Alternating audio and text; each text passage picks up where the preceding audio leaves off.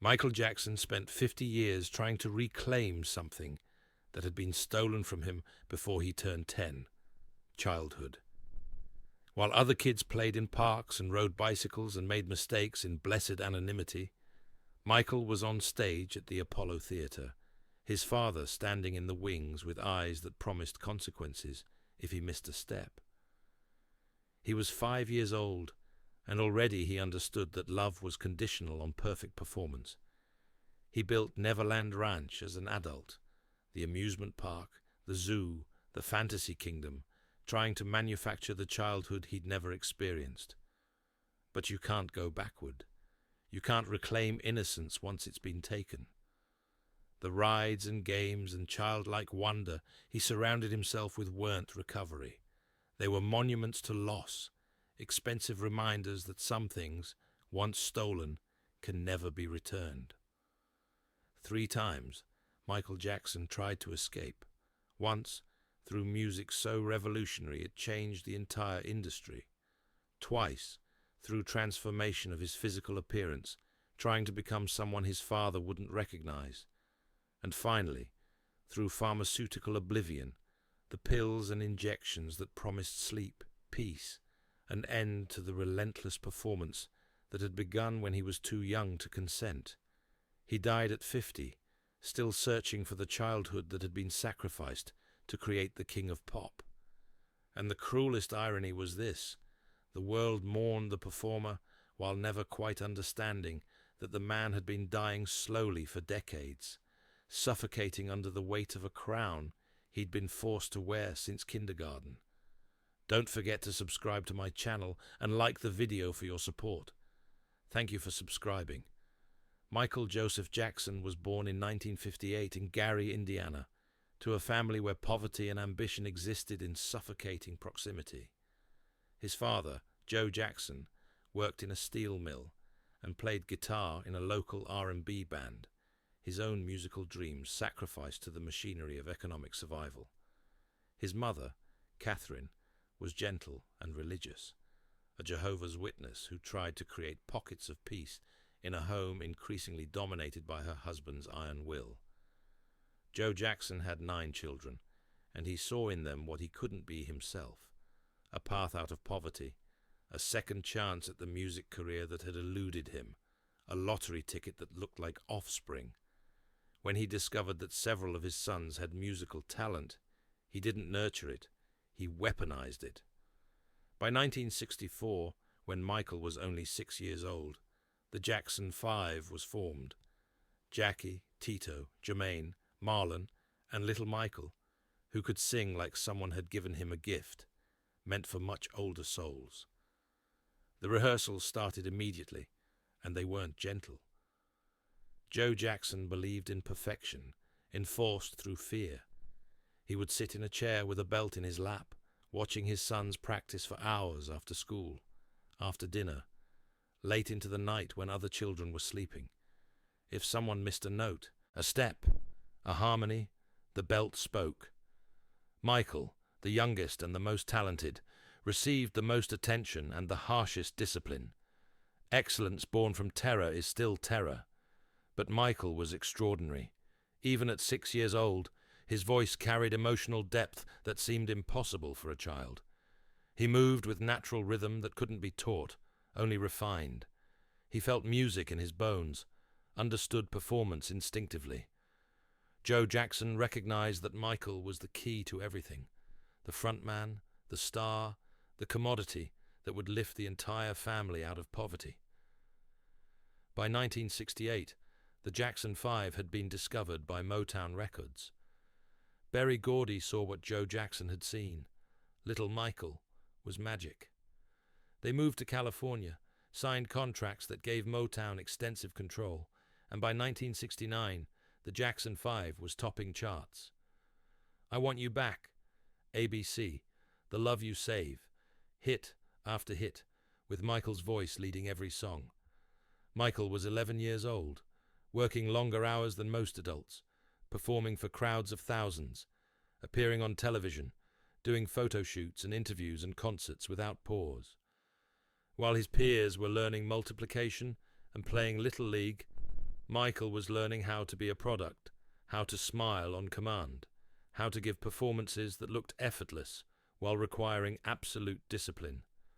There were no birthday parties that weren't publicity events, no friendships that weren't managed by handlers, no mistakes that weren't punished by his father, no moments of just being a child, doing childlike things without consequence or scrutiny. Michael looked out hotel windows and saw kids playing in parks, riding bikes, doing ordinary things, and he wanted that with an ache that never left him. His brothers had memories of childhood before fame hit.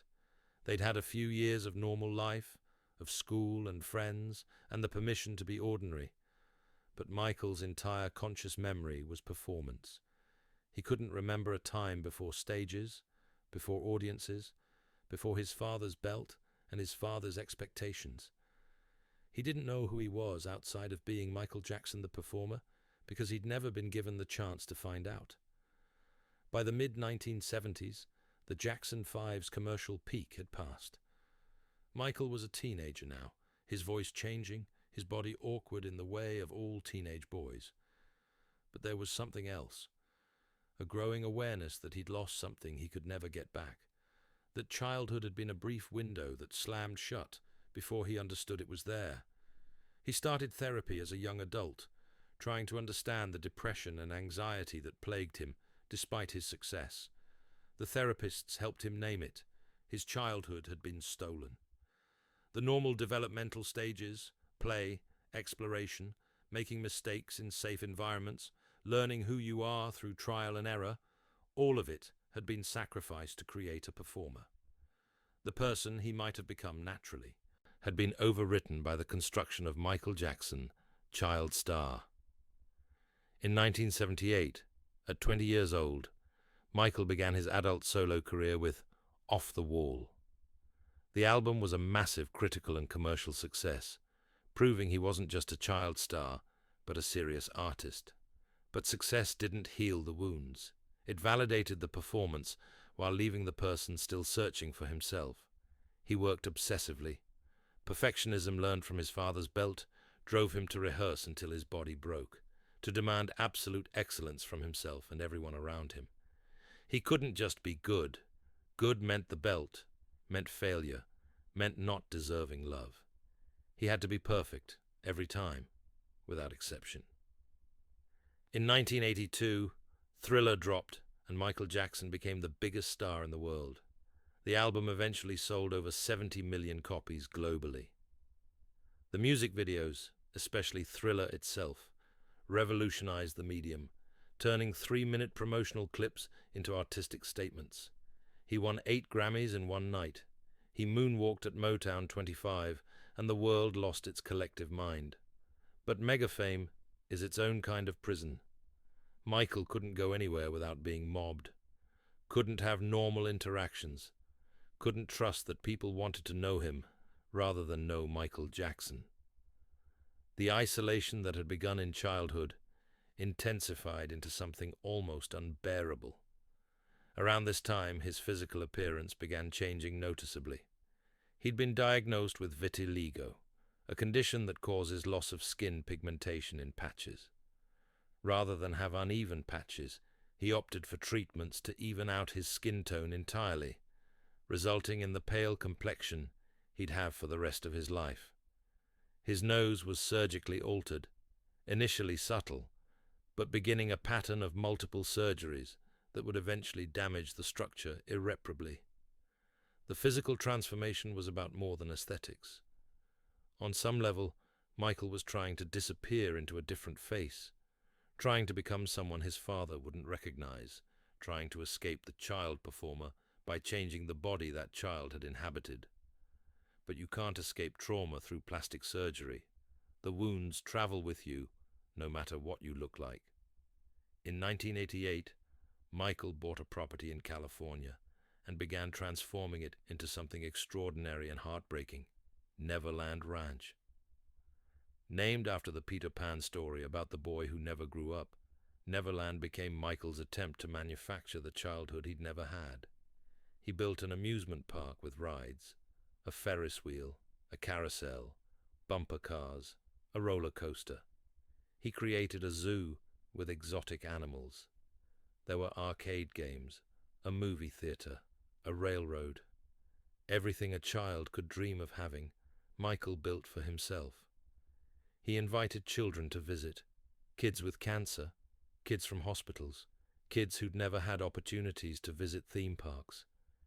He wanted to give them joy, and perhaps through their joy, experience something he'd missed. But Neverland wasn't healing. It was a monument to loss. Every ride, every game, every childlike element was a reminder that you can't go backward, can't manufacture innocence, can't reclaim what's been taken.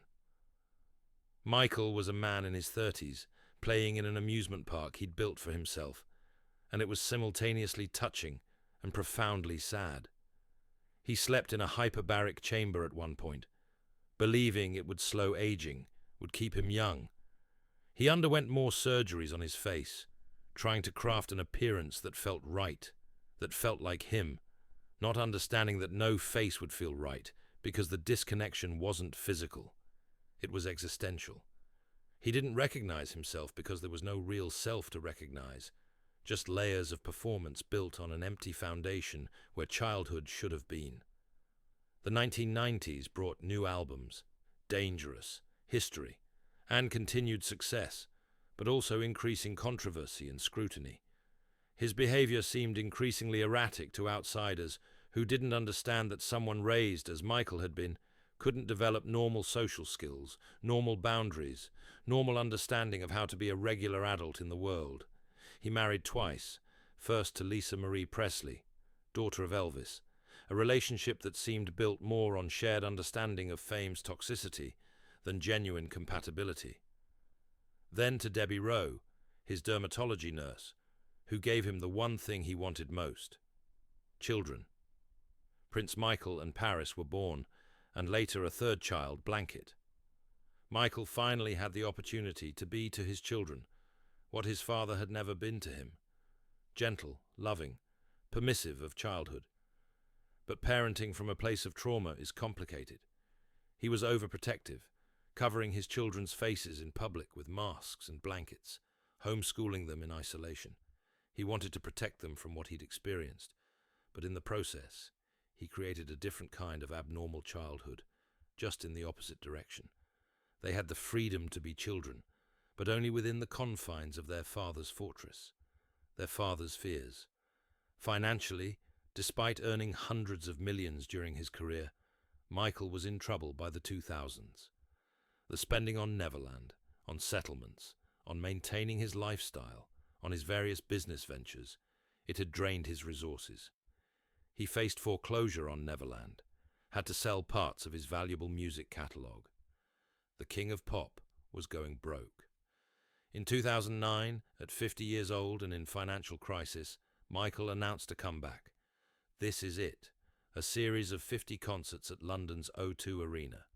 It would prove he could still perform, would generate millions to solve his financial problems, would remind the world that he was still the king of pop. But his body was failing. 50 years of performance had taken their toll. He had chronic pain from decades of dancing beyond human limits, from injuries that had never properly healed because he'd kept performing through them.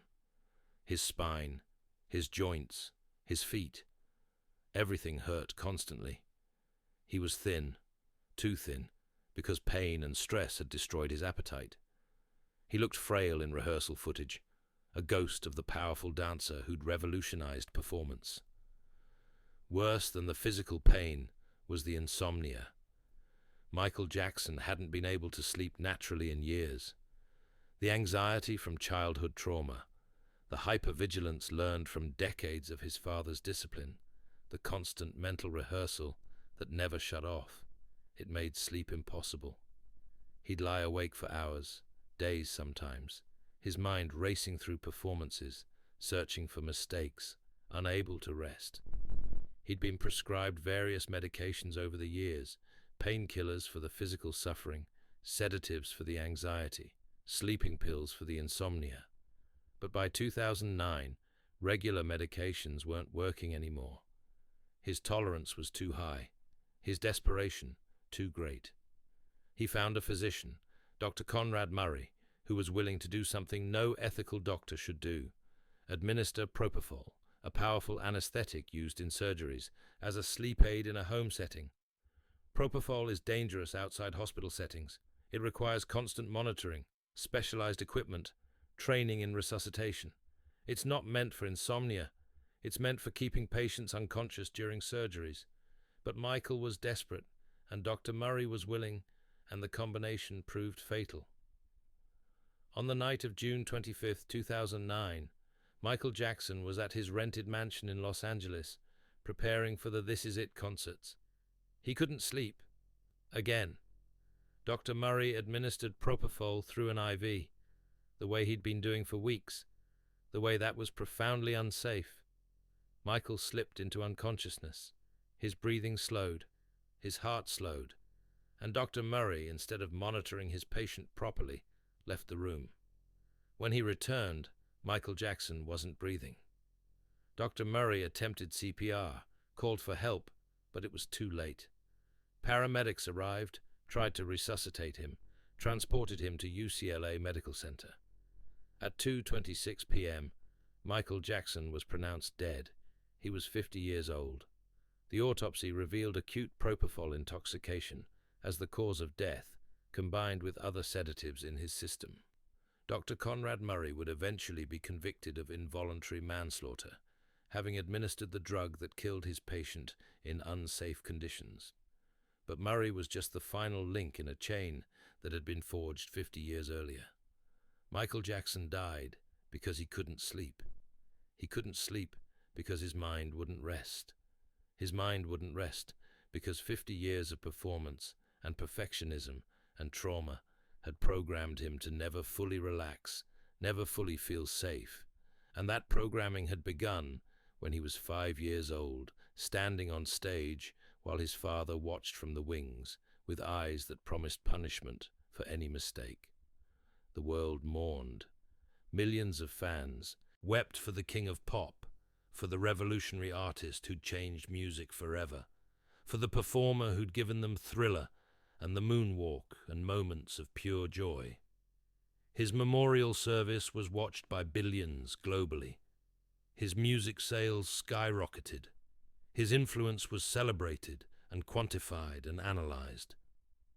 But beneath all the celebration of his artistry, there was a simpler, sadder truth.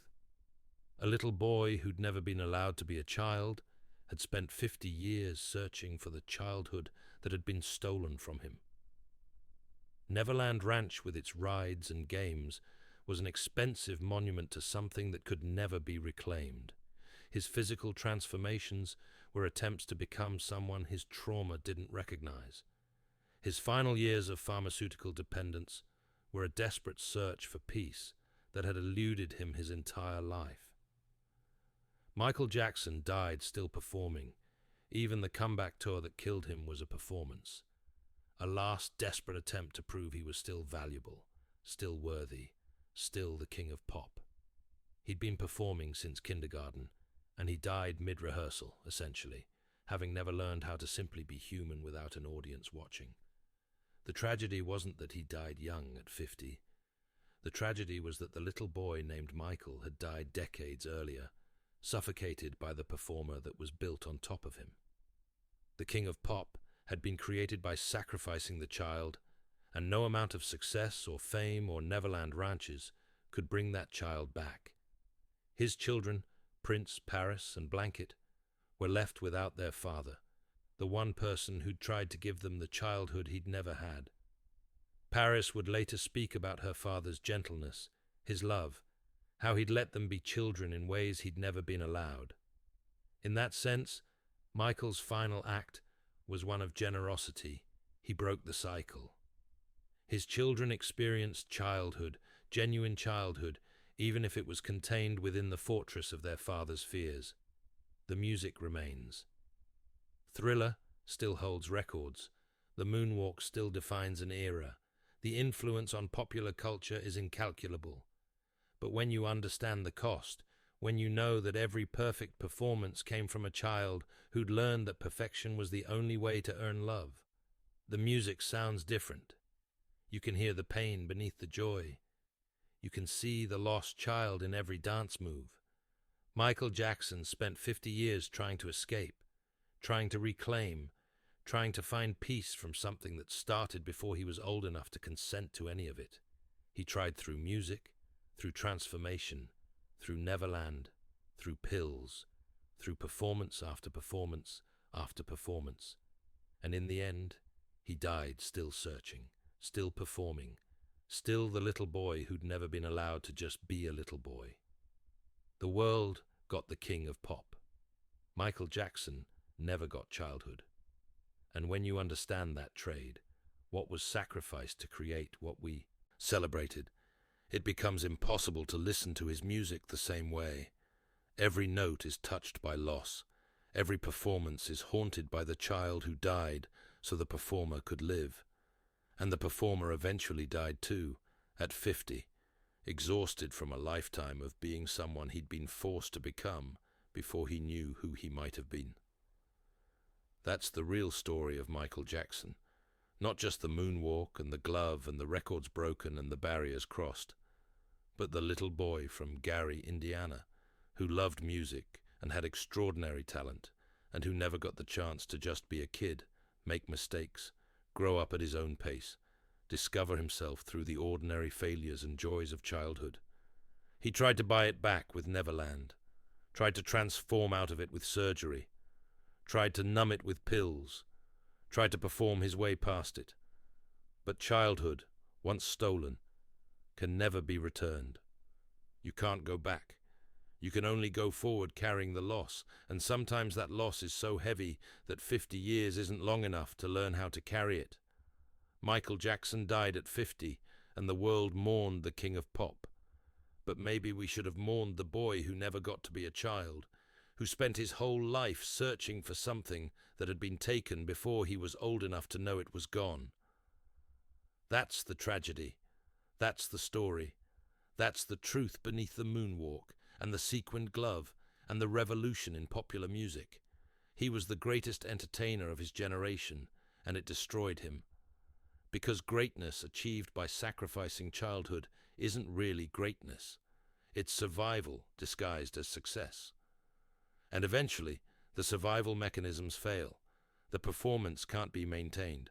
And what's left is a 50-year-old man who died still searching for the peace that only comes from being allowed to be yourself, which requires first being allowed to discover who yourself is, which requires childhood, which Michael Jackson never had. The king of pop is dead. Long live the memory of the little boy who should have been allowed to just be a little boy.